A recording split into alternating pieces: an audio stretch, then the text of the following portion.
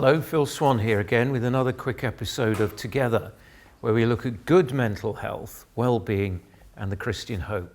Just for a short time today, I want to talk to you about empathy and sympathy and the difference between them. And the reason for that is that as I record this today, it is actually World Empathy Day. I know you're probably thinking we're going to run out of days for the number of things that each day is supposed to be identifying. It's very difficult to go through a week without somebody telling you that today is World whatever it is Day. Well, leaving that aside, the fact is it is World Empathy Day, and empathy is something that we all really appreciate when it's shown to us, particularly when we're in difficult times. But it's very easy to confuse empathy with sympathy. We all, I guess, understand what sympathy is, but when we consider it in terms of a distinction between sympathy and empathy, some quite interesting things emerge. Maybe sometimes what we call sympathy is actually empathy, because there really is a difference between the two. Let's think about sympathy first of all. Sympathy is feeling that you care and are sorry when you hear or you see or you discover someone else's misfortune. Today, again, as I record this, there's been a terrible incident in France, in the Alps, where somebody has attacked a group of parents with children, and little children have been very seriously injured, and some adults as well. And you can look at that from a distance of many, many hundreds of miles, as we are here in the UK, and your heart will go out to those mothers desperately trying to attack this individual who is attacking them and little children. And so we sympathize with their plight. But the truth is, when you talk about sympathy, when compared with empathy, is that with sympathy, you are separated, really. There is a degree of separation, anyway, between you and the individual. There's no real deep connection. In other words, somebody's put it like this, that when it comes to sympathy, whatever we may express to someone and their misfortune, we stay out of the emotions in terms of connecting with them.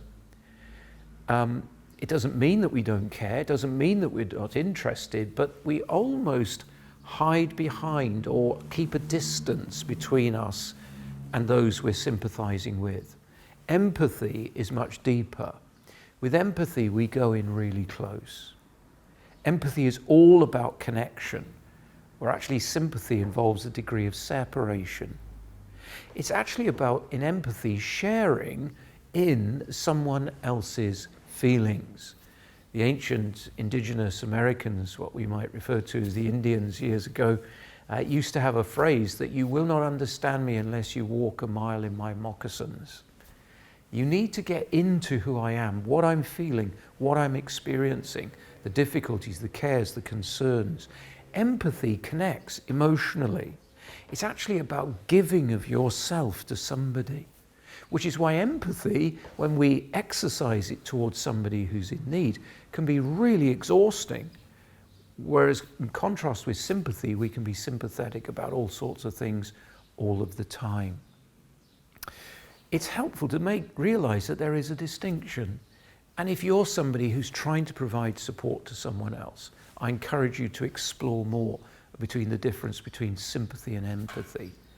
And if you're somebody who's in need of receiving support, well, it's the reminder to allow people into your life and into your emotions, that they might give you the comfort and the strength that comes from real connection through empathy. Within all of this, I often think as a Christian, there is sometimes the problem of self. How far am I willing to go in supporting someone? Am I willing to do it in a professional way that in some ways keeps them at a distance to protect myself maybe from getting over-involved or too tired or something like that? Or do I really care enough about this person that I'm willing to self-sacrifice and give something of myself, which will be a burden to myself for their good? The Bible reflects a great deal on the problem of self. love of self as opposed to love of God and your neighbour is a very dangerous thing through the lens of the Bible. It leads us to indifference to God and it leads us to indifference to our neighbour. Two things which are thoroughly opposed to the language of the New Testament. And love of self ultimately breeds a delusional view of the world and ourselves. We view the world constantly through the lens of who we are, our needs, our opinion. And it can become a very ugly thing. Self ultimately is sinful. The greatest example that we see in the Bible anywhere of self-sacrificing behavior is, of course, in Jesus Christ. He comes into our world. We're told not to be served, that is, not to have people running around all the time, looking after him, rolling out the red carpet, caring for his every need like some sort of A-list celebrity. No, he came into our world not to be served, but to serve. And that verse goes on to tell us, and to give his life as a ransom for many. The ultimate act of self-sacrifice by Christ, who is both God and man, is that he lays his life down on the cross for ourselves. It isn't a publicity stunt for religion. It isn't somehow sorting out some cosmic imbalance in the universe. He does it for us, that by his death, his sufferings, we might have life.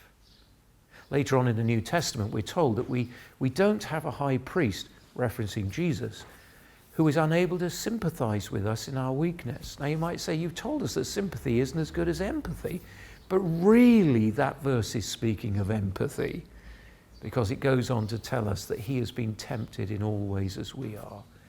He knows what it is to be human. He understands us.